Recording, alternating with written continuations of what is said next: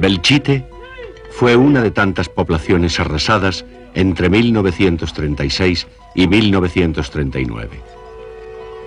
Los pueblos y ciudades de España han sido reconstruidos. Las heridas están cicatrizando. Pero las ruinas de Belchite han permanecido como un monumento implacable a la tragedia de un pueblo. A la guerra civil que asoló un país y costó cientos de miles de vidas. Para los vencedores, la guerra fue una cruzada contra una revolución atea que amenazaba con destruir sus valores tradicionales.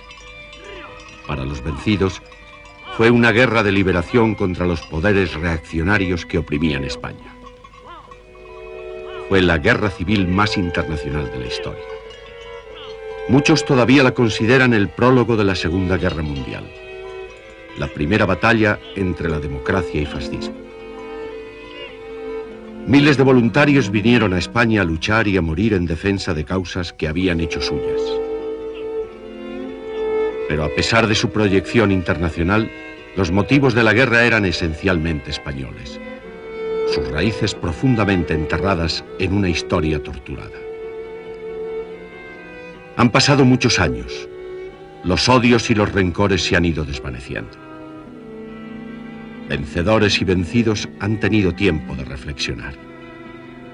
Ahora pueden examinar libremente el pasado, evocar sus recuerdos, revivir sin rencor la guerra civil.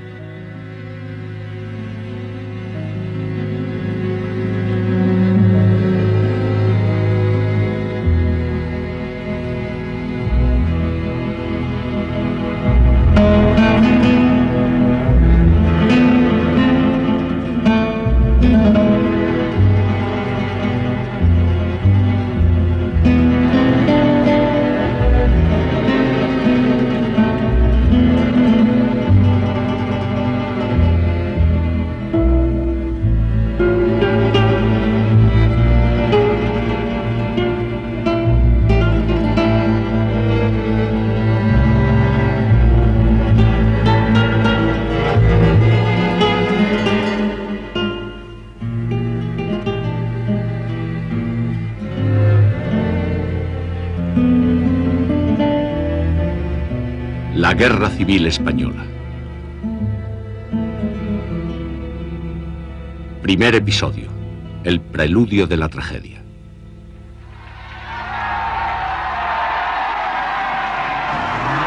El 17 de julio de 1936.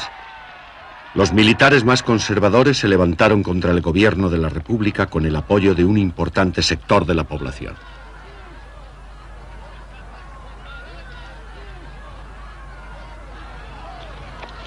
El golpe encontró una resistencia inesperada.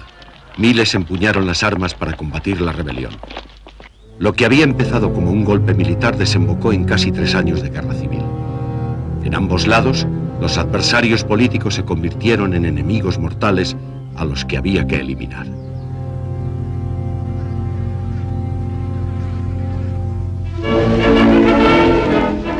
La República, la niña bonita.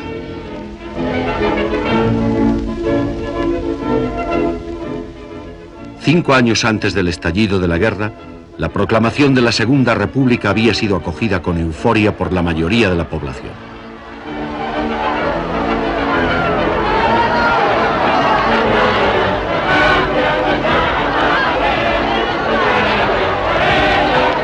La monarquía se derrumbaba sin violencia. Para estas multitudes, la nueva república representaba la esperanza de una nueva España, una España moderna y más justa. Habla Álvaro Delgado.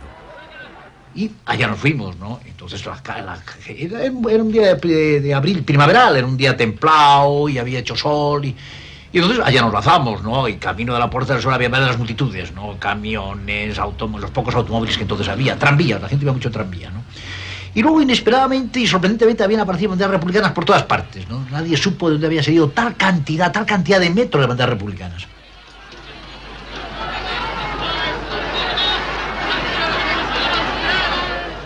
Mientras los manifestantes celebraban la proclamación de la República, Alfonso XIII pasaba sus últimas horas en el Palacio Real. Pocas semanas antes, había presidido las solemnes ceremonias del Domingo de Ramos, confiado en la solidez de la monarquía.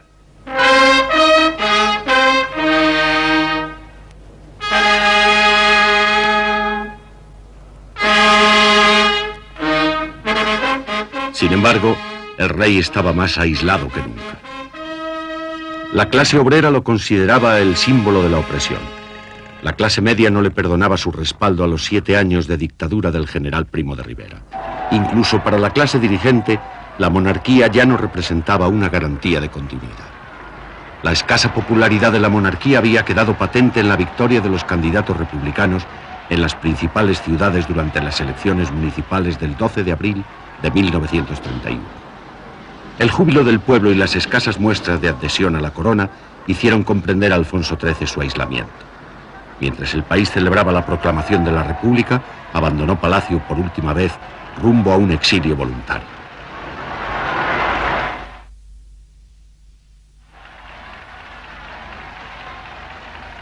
Los nuevos gobernantes, en su mayoría liberales de clase media, no podían haber elegido un momento menos propicio para realizar las profundas reformas que España requería.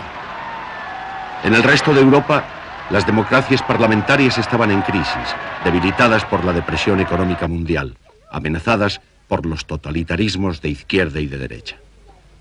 Para la nueva democracia española el panorama era aún más sombrío.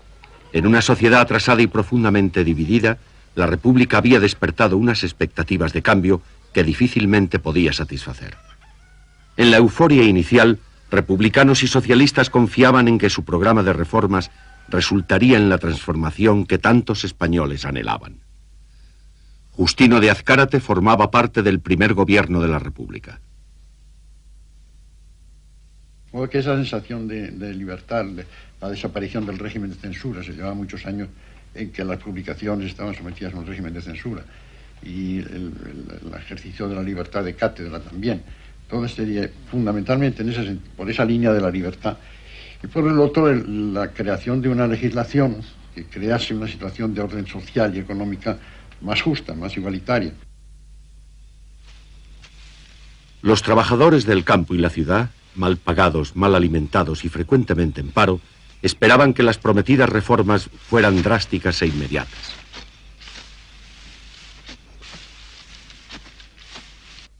Narciso Julián era en esta época un joven socialista. Entonces, la llegada a la República significaba para la clase obrera una gran esperanza de que todas esas aspiraciones iban a ser satisfechas por la República, ¿no? Esa era lo fundamental, ¿no?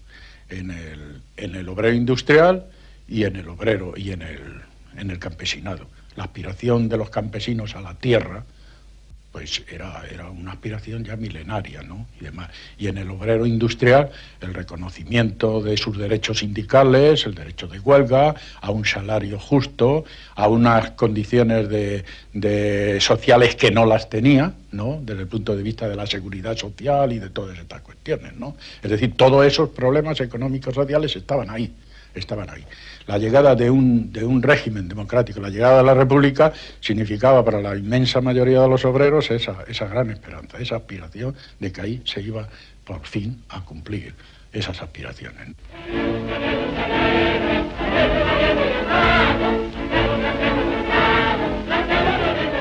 Poderosos intereses obstaculizaban las proyectadas reformas de la República.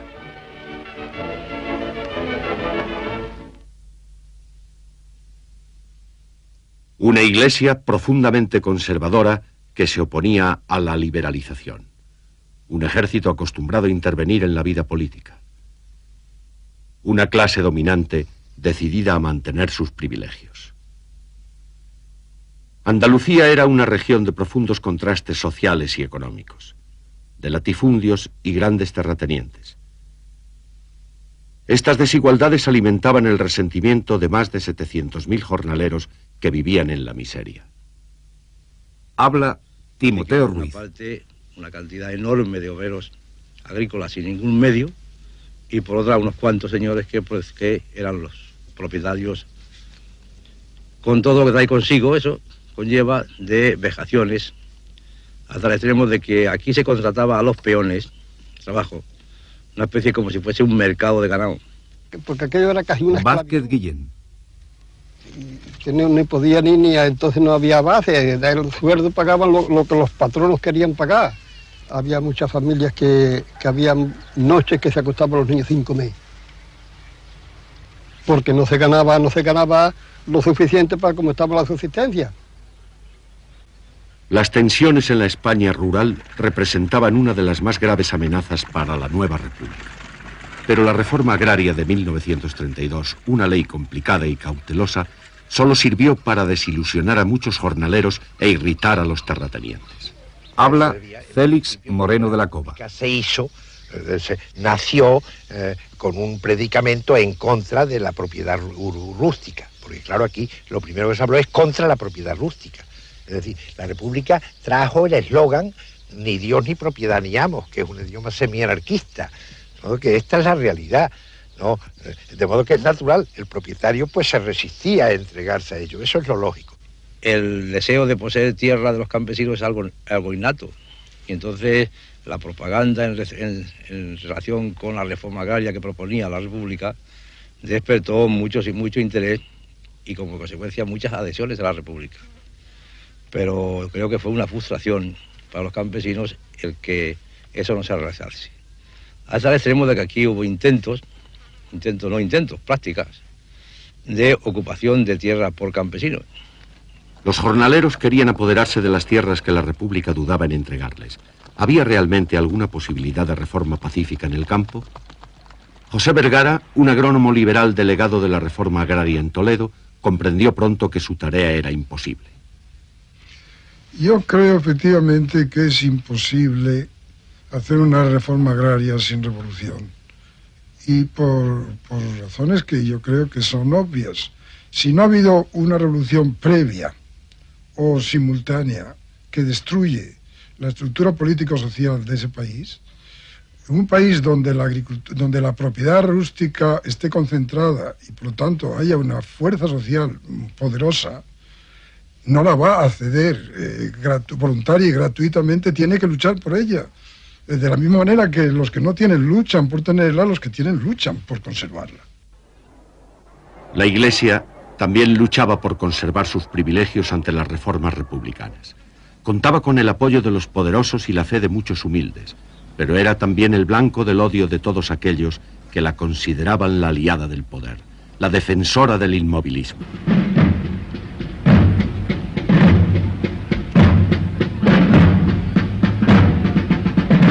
Se decía que los españoles andaban siempre detrás de sus sacerdotes con una vela o con una estaca. Los republicanos y socialistas en el gobierno estaban decididos a reducir el poder de la Iglesia.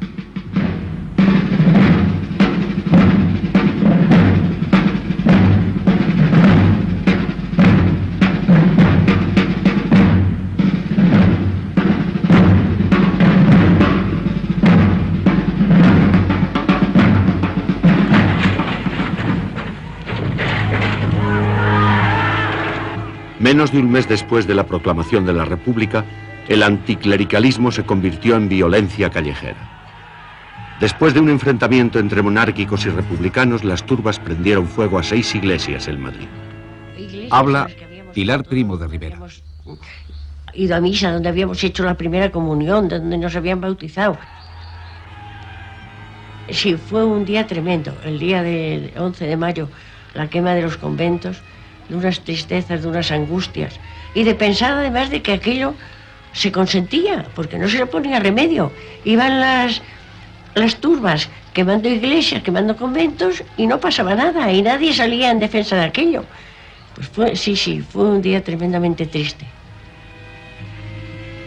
La policía no hizo nada para impedir la quema de los conventos. Manuel Azaña, futuro presidente de la República, dijo ese día que todos los conventos de Madrid no valían la vida de un republicano.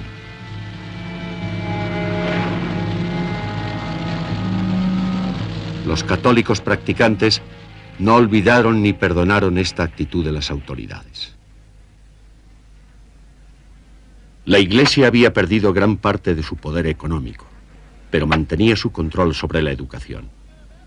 En un país donde casi la mitad de la población era analfabeta, la República tenía que romper el control de la Iglesia para crear un moderno sistema de enseñanza laica. En el primer año de la República se abrieron casi 10.000 nuevas escuelas. El arte y la cultura empezaron a llegar a todos los rincones de España.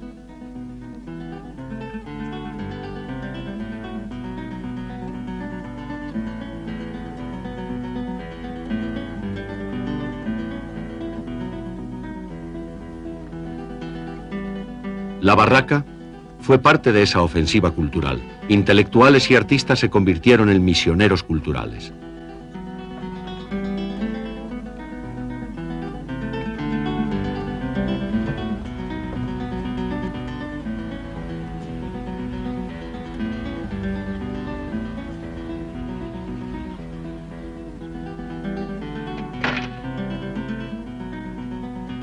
El poeta Federico García Lorca fue uno de los que llevó el teatro clásico por primera vez a las zonas más remotas del país.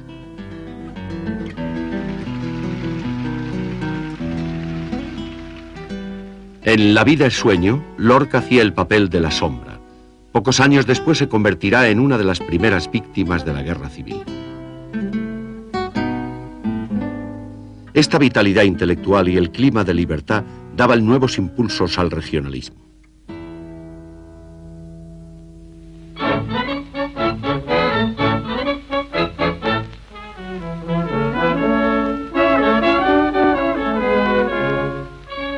Histórica y culturalmente, Cataluña y el País Vasco eran las dos regiones más claramente diferenciadas del resto de España.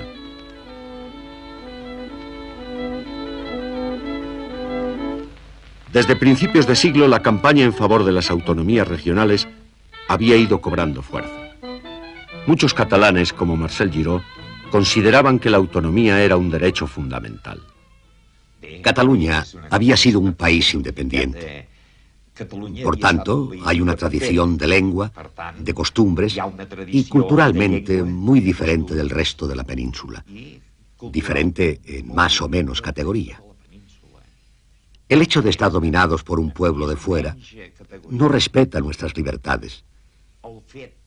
Nosotros, a partir del 14 de abril del año 1931, teníamos unos anhelos de que estas libertades volvieran a Cataluña.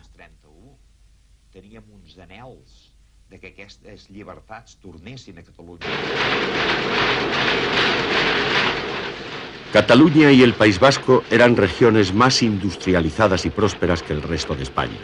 Eran sociedades más avanzadas y cada día más descontentas ante el dominio de un centralismo anticuado.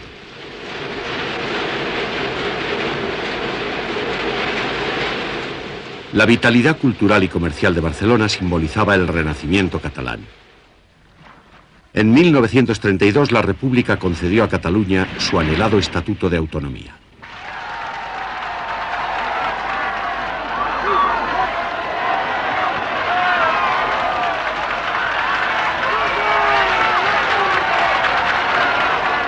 Manuel Díez Alegría y muchos otros militares estaban alarmados ante la perspectiva de autonomías regionales. Luego tonterías ya de esas de molestar al que iba a Cataluña, haciéndole pasar por el aro de que tenía que hablar en catalán o poco menos. Todas estas cosas iban sumando y sí producían una sensación de que podían ir contra la unidad del país, puesto que ellos eran los primeros que se proclamaban sin rebozos separatistas, ¿no? La unidad de la patria obsesionaba a los militares. España había perdido todas sus colonias de ultramar. En los años 20, las guerras de Marruecos amenazaban sus últimas posesiones. Francisco Franco adquirió su reputación de brillante militar en esas campañas. A los 33 años ya era general. La República se proponía modernizar este ejército anticuado y con exceso de oficiales, uno por cada 9 soldados. El ejército veía las reformas republicanas con profunda desconfianza, pero era el proyectado Estatuto de Autonomía catalán lo que los militares conservadores consideraban como la amenaza más inmediata.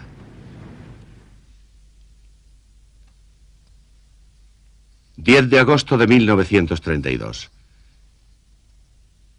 El levantamiento militar dirigido por el general Sanjurjo fracasó. 16 meses antes, como jefe de la Guardia Civil, Sanjurjo había ofrecido su lealtad a las nuevas autoridades republicanas. Ahora, su fracasado golpe de Estado denotaba el creciente descontento de las Fuerzas Armadas. Sanjurjo fue encarcelado, pero las benévolas autoridades permitieron que el líder golpista se reuniera con familiares y partidarios en la cárcel. En Madrid, el fracaso del golpe fue celebrado con desfiles y manifestaciones de apoyo a la República.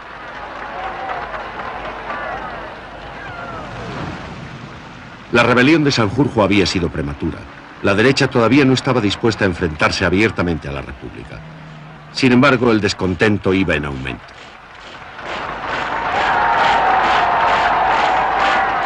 Entre la derecha cundía la alarma. Entre la izquierda, la desilusión ante la lentitud de las reformas republicanas. El movimiento anarquista constituía la oposición más violenta a la República. En el resto de Europa, el anarquismo como fenómeno de masas había desaparecido después de la Primera Guerra Mundial. En España siguió creciendo, especialmente en Andalucía y Cataluña, agrupado en torno a una organización anarcosindicalista, la Confederación Nacional del Trabajo, CNT, que ya en 1920 tenía 700.000 militantes. Su objetivo final era la total emancipación de los trabajadores. Su instrumento, la huelga revolucionaria. La intelectual anarquista Federica Montseny explica así las raíces de su movimiento.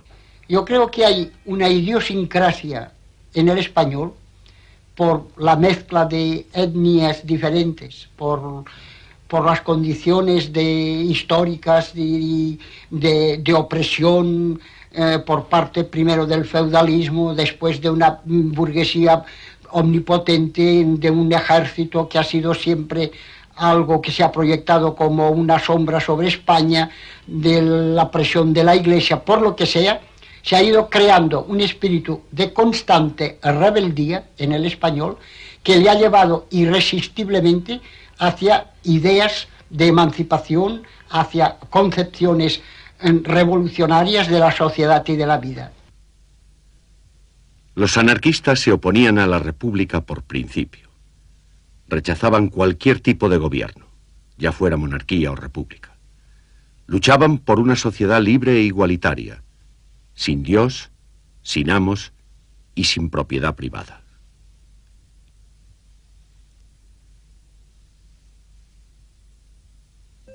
El hambre y la miseria creaban un caldo de cultivo ideal para la violencia revolucionaria.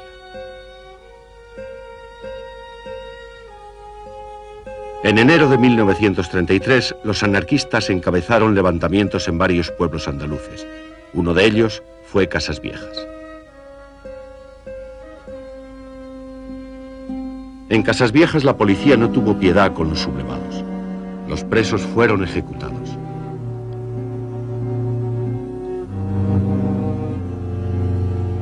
Una casa defendida por anarquistas fue incendiada y todos sus ocupantes murieron. Las autoridades republicanas fueron acusadas de haber organizado la matanza. Escándalos como el de Casas Viejas, la lentitud de las reformas y el creciente desempleo impulsaron a los socialistas a abandonar un gobierno desprestigiado. La crisis desembocó en las elecciones de 1933.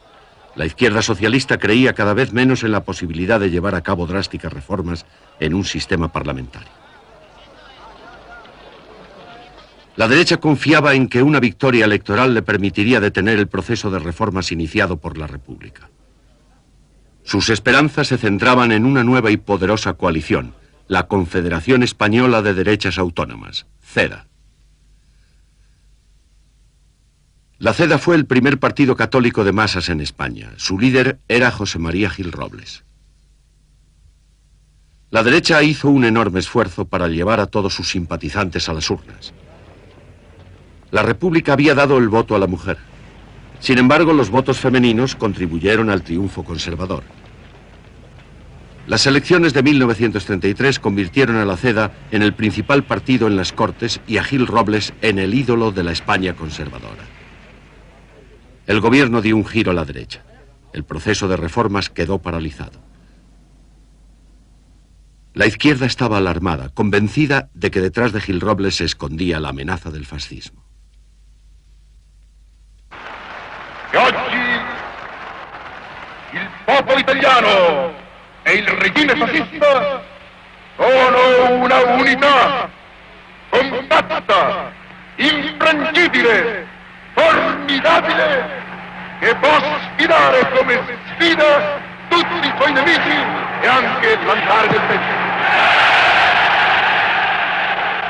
En 1934 el fascismo se extendía por Europa.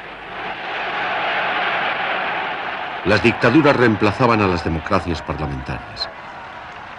Los socialistas españoles temían que lo mismo ocurriera en España si la CEDA ocupaba el poder. En octubre de 1934, 3 ministros de la CEDA entraron a formar parte del gobierno y los socialistas se levantaron contra el poder constitucional. Sócrates Gómez era un militante de las Juventudes Socialistas. El espíritu del 14 de abril. Que había habido un proceso de regresión muy grave en la política española y que estábamos, y éramos conscientes de ello, a punto de que se produjera una situación sin guerra civil, pero con el entronizamiento del fascismo en España, aunque más o menos disfrazado a través de figuras como la de Gil Robles, que después tiene otros planteamientos, y eso nos aconsejó el ir al movimiento huelguístico, que no tenía el carácter de un movimiento huelguístico de tipo reivindicativo, parcial, de salarios o horarios de trabajo, de cualquier otra naturaleza, sino que tenía un gran contenido revolucionario, con intención de conquista del poder. La huelga revolucionaria fracasó en todo el país con una excepción: Asturias. Solo en la cuenca minera de Asturias consiguió la izquierda unir a todos sus partidos y organizaciones en un poderoso movimiento revolucionario. Los mineros abandonaron sus puestos de trabajo y fueron a luchar por una Asturias roja con entusiasmo.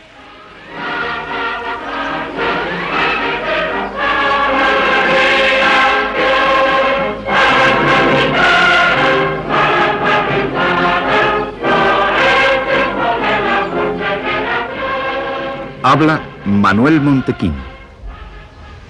Una alegría inmensa y así del público. Allí había, pues qué le diría yo, el polvorín de Mosquitera y el polvorín de Pumbarabule con dinamita, estaba todo preparado en Carbay. Para volar lo que hiciera falta. Toda la gente así, hasta los críos estaban en marcha, mujeres, hombres, todo. Era una declaración de guerra contra el gobierno central. Las guarniciones en Asturias se vieron impotentes para frenar una ofensiva revolucionaria en la que se produjeron violentos combates y se cometieron asesinatos políticos. El gobierno decidió enviar a Asturias a sus tropas coloniales, los moros y la Legión. En 15 días el levantamiento de Asturias había sido aplastado y varias poblaciones destruidas.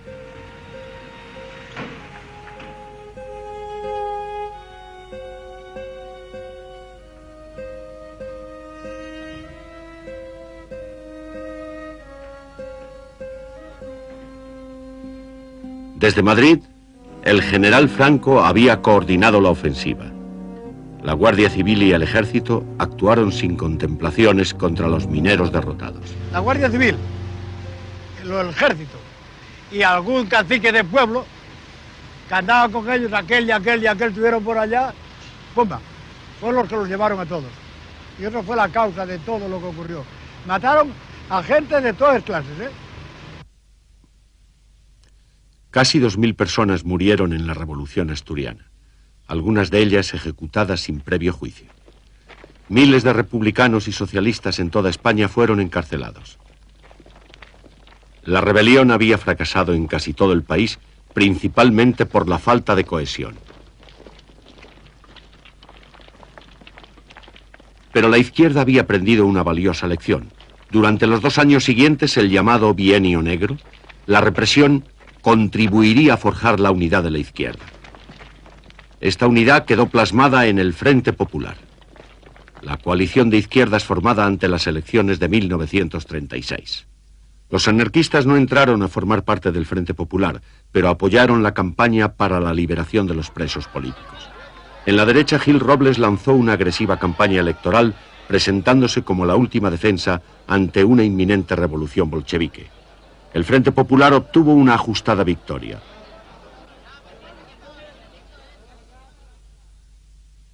Los presos políticos salieron en libertad.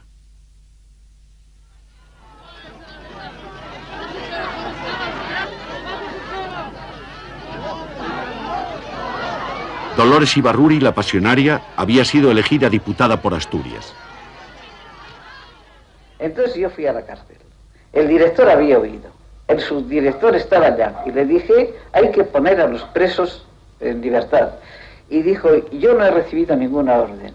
Le dije, yo soy diputado por Asturias. Yo ya iba en plan grande, porque ya era diputado. Le dije, yo soy el diputado por Asturias y yo le ruego a usted que me dé las llaves, porque hoy mismo salen los presos a la calle. Y me dijo, téngalas. Yo iba por los corredores de la cárcel de Oviedo gritando, camaradas, todos a la calle. Fue emocionante, de verdad fue emocionante.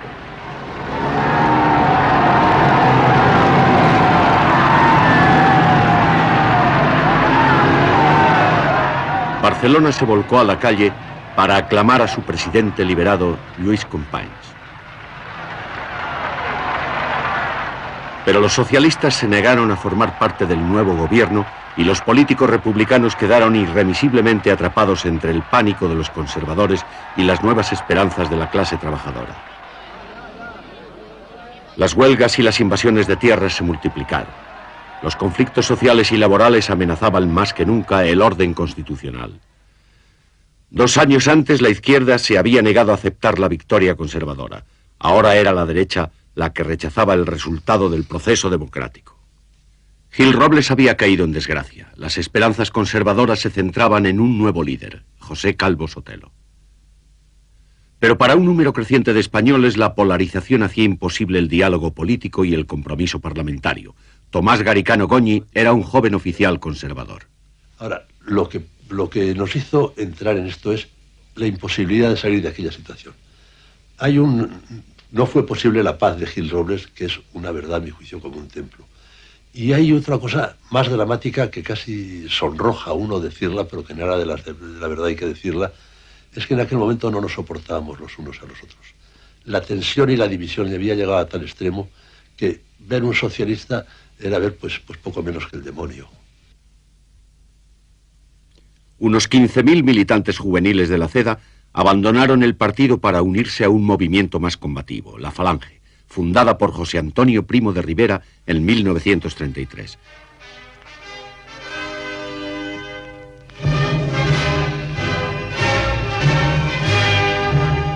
José Antonio, en correcto inglés, explicaba así la ideología falangista.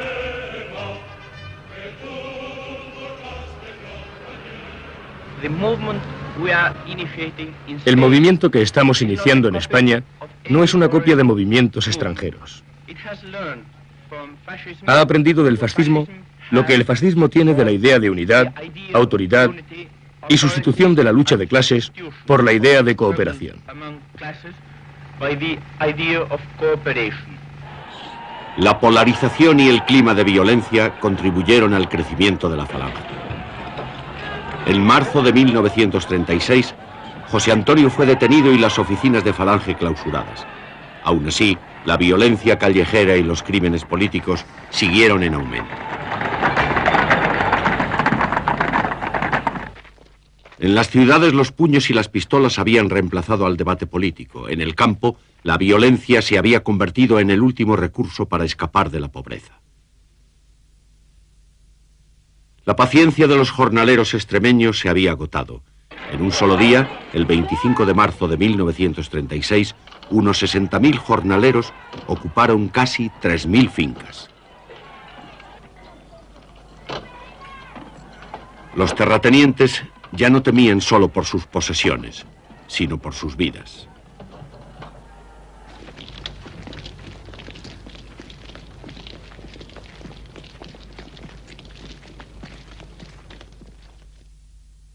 El descontento popular tenía el signo opuesto. En Navarra, el feudo carlista de campesinos profundamente conservadores, dispuestos a defender Dios, patria y rey hasta la muerte. Los carlistas se habían rebelado contra la monarquía liberal en el siglo XIX. Ahora se disponían a enfrentarse a una república que consideraban roja y atea. Para un número creciente de militares, el golpe de Estado era la única forma posible de restablecer el orden. Advertido de las conspiraciones militares, el gobierno decidió enviar a los generales más abiertamente derechistas lejos de la península.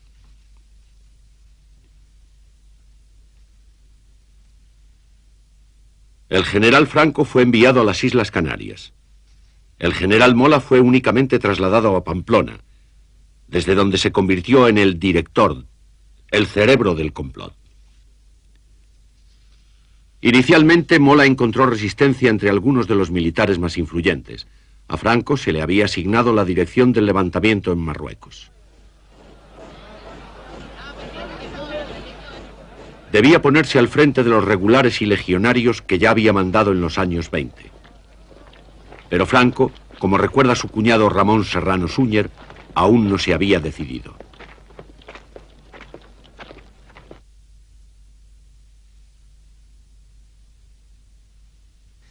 Franco pensó siempre en que estaba obsesionado con el comunismo, desde luego, y que había que cortar el paso al comunismo.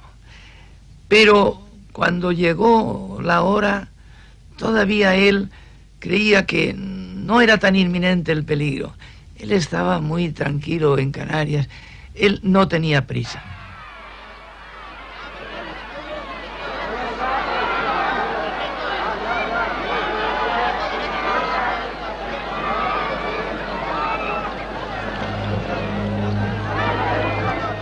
Primero de mayo de 1936.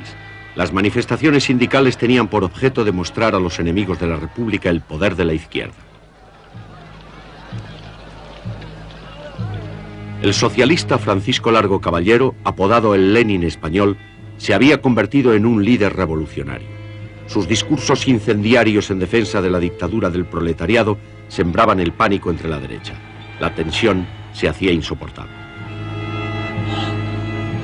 Durante esta manifestación cundió el rumor de que unas monjas habían dado a los niños caramelos envenenados. Grupos de manifestantes atacaron y prendieron fuego a un convento. Las autoridades republicanas se debatían en la incertidumbre, luchaban por evitar el total hundimiento del Estado. Los socialistas seguían negándose a formar parte del gobierno. Como resultado, el aislamiento del gobierno era cada día mayor. El 16 de junio, Calvo Sotelo se declaró partidario de un Estado fuerte e integrado que pusiera fin a las huelgas, a los sueldos de hambre y a la anarquía.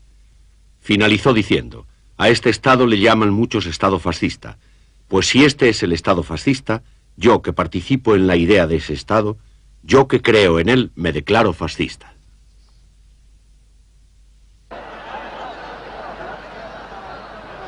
El 7 de julio de 1936, como cada año, se iniciaron las fiestas de San Fermín en Pamplona. El general Mola aprovechó la ocasión para convocar a sus emisarios. Yo recibí una comunicación de un amigo mío en la que me decía que estaban todos allí, que lo estaban pasando muy bien, que por qué no iba, que todos los años iba y que ese año no iba. Y entonces era esto la frase que yo tenía que recibir para ir allí.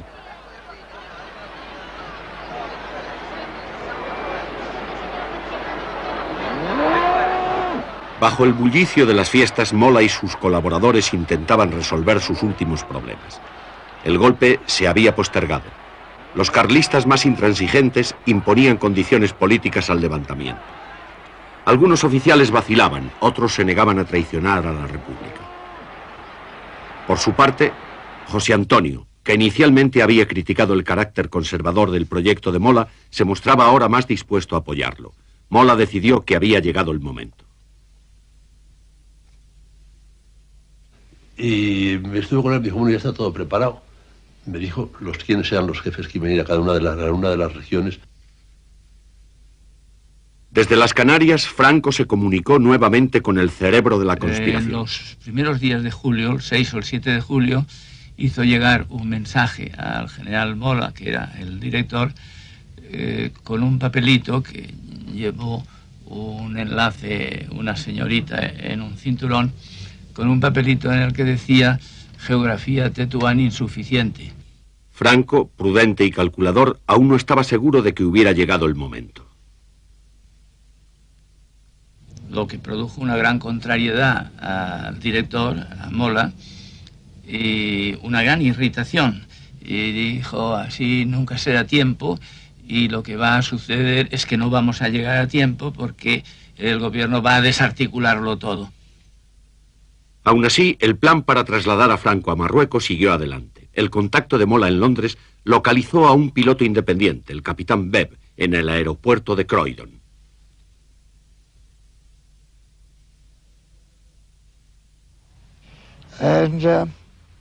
Me preguntó si estaba dispuesto a ir a las Islas Canarias para recoger a un cabecilla del RIF que iba a iniciar una rebelión en el Marruecos español.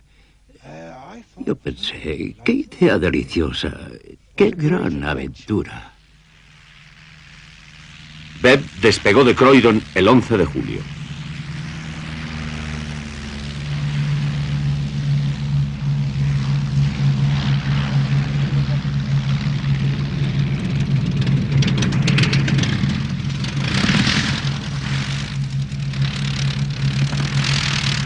El 12 por la noche ya había aterrizado en Casablanca, camino de las Canarias. Esa misma noche en Madrid iba a desencadenarse la tragedia.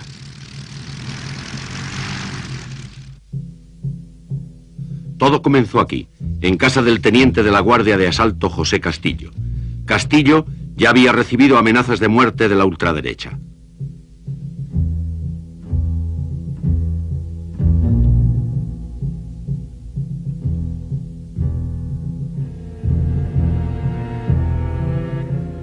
Eran casi las 9:30 de la noche cuando salió de su casa camino de la comisaría. Un paseo de 10 minutos.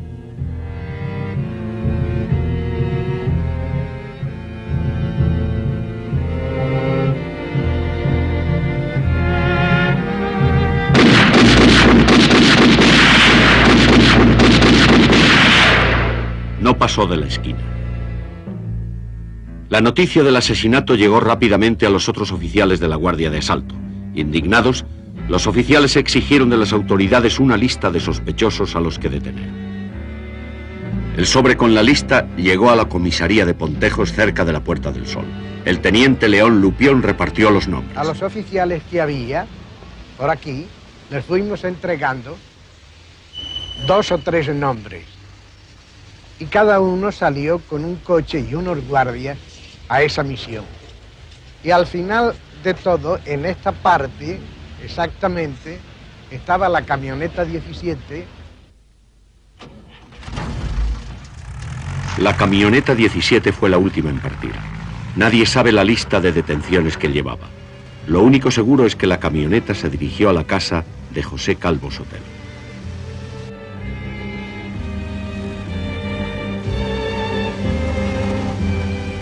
Le pidieron que les acompañara a la comisaría.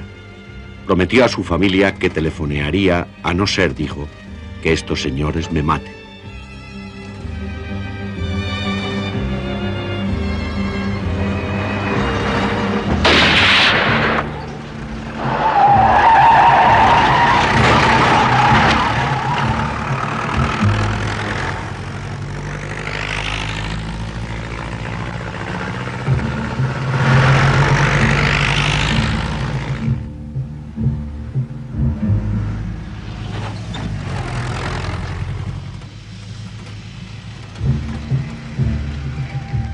Su cadáver fue depositado en el cementerio.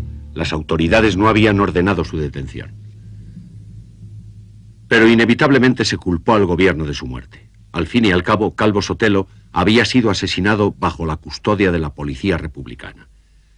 El asesinato provocó la indignación de los conservadores españoles y proporcionó a los oficiales golpistas gran apoyo popular en un momento decisivo.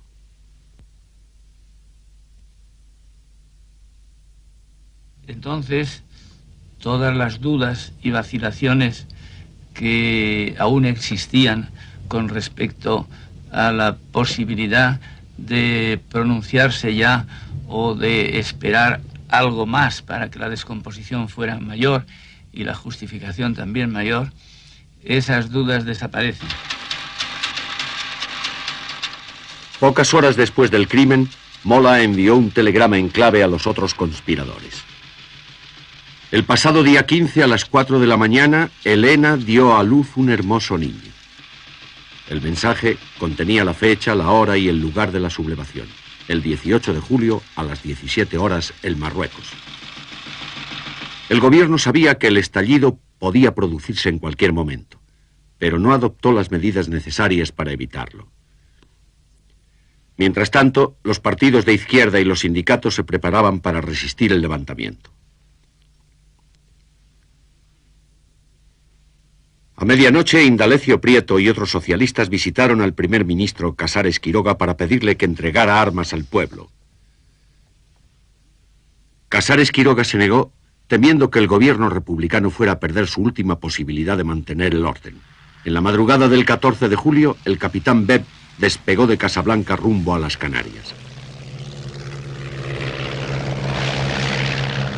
Esa misma mañana los entierros del teniente Castillo y de Calvo Sotelo simbolizaban la inexorable división de la sociedad española.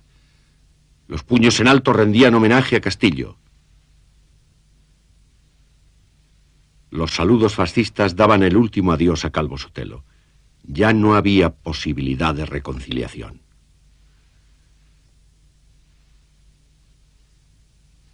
En Barcelona, el anarquista José Manuel Molina pasaba las noches en vela. Hombre, nosotros ya hacía muchas noches que no dormíamos, que dormíamos tirados por los sindicatos, por los locales de los sindicatos y de los periódicos, porque esperábamos lo inevitable, y así lo expresábamos en nuestros editoriales que se pueden ver en Sol y en Tierra y Libertad y en todo, se puede ver. No dormíamos porque veíamos lo inevitable del golpe militar que se preparaba. El líder catalán Josep Tarradellas visitó en Madrid a un primer ministro que continuaba ignorando la gravedad de la situación.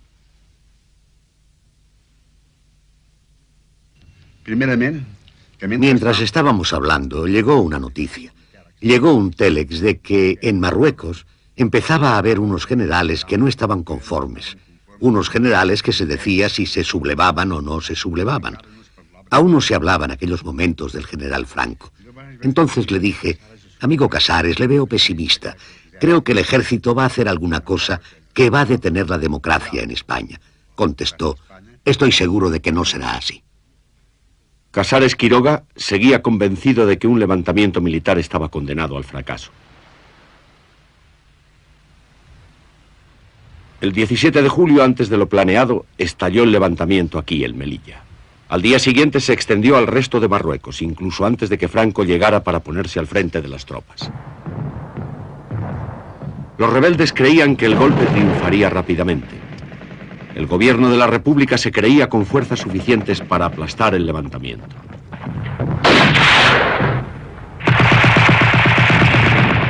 Ambos bandos estaban trágicamente equivocados. El levantamiento se extendió a la península.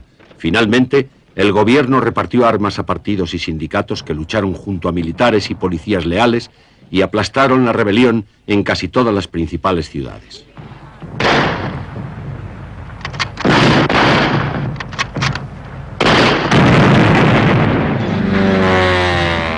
Ni los rebeldes ni la República tenían fuerzas suficientes para imponerse. El levantamiento se convirtió en contrarrevolución.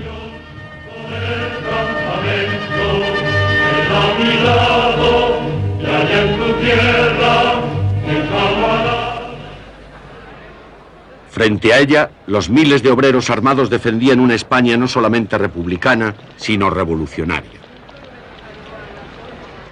Ya no había forma de prevenir el conflicto que había de devastar España. Ya no podía haber pactos ni compromisos. Nada podía salvar a España de una guerra civil.